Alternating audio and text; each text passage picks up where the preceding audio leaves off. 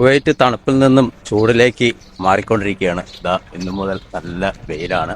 ഇപ്പം മഴയും തണുപ്പും എല്ലാം മാറി ചൂടിലേക്ക് പോകും. നമുക്കിവിടെ കുവൈറ്റിൽ കാണാൻ കഴിയുന്ന ഒരു ഫ്രൂട്ട്സ് ഉണ്ട്. നമ്മുടെ നാട്ടിൽ കാരക്കാന്ന് പറയും. അത് കാച്ചു കിടക്കുന്നൊരു കാഴ്ച ഞാൻ കാണിച്ചു തരാം.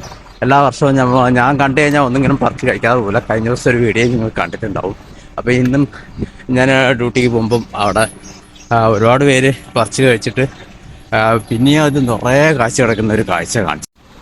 ഇതല്ല, ഞങ്ങളുടെ ഭാഷയിൽ എന്താണ് പറയുന്നുള്ളത് അറിയില്ല. ഞങ്ങളത് കാരക്ക, എൻ്റെ അറിയിൽ കാരക്ക എന്നൊക്കെയാണ് പറയുന്നത്.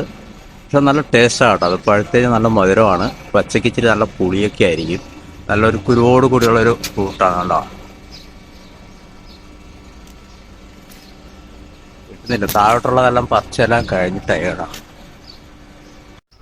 അല്ല, കാഴ്ച കിടക്കുന്ന സീനാണ്. അത് നല്ല അടിപൊളിയായിട്ടില്ല. അത്രയും കാഴ്ച കിടക്കുന്ന അറിയില്ല. പക്ഷെ ഇതിലൊന്നും കയറി പറിക്കാൻ പറ്റില്ല. ഇതിലൊരു മുള്ളൊക്കെ ഉണ്ട്. താഴെ കണ്ടോ, അപ്പോൾ കൊമ്പൊക്കെ ഒടിഞ്ഞ് നടന്നിട്ട് കണ്ടോ അത്ര കിടക്കുന്നത്. അടുത്ത് തന്നെ വേറൊരു മരത്തിൽ ഇതുപോലെ കാഴ്ച കിടക്കുന്നുണ്ട്.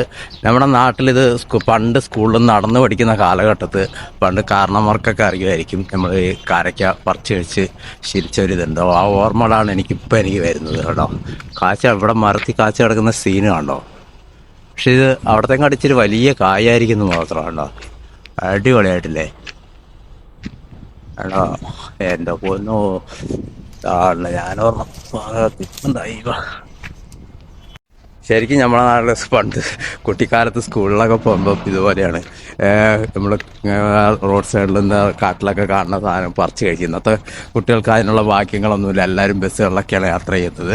അപ്പോൾ ഇതുപോലെയൊക്കെ അങ്ങനെ നടന്ന് പഠിച്ചൊരു കാലം ഉണ്ടായിരുന്നു. ഇന്നിപ്പോൾ നമ്മൾ നടന്ന് ജോലിക്കൊക്കെ പോകുമ്പോൾ ഇതുപോലെ കാണുമ്പം ആ ഓർമ്മകളാണ് ശരിക്കും നമുക്ക് വരുന്നത്.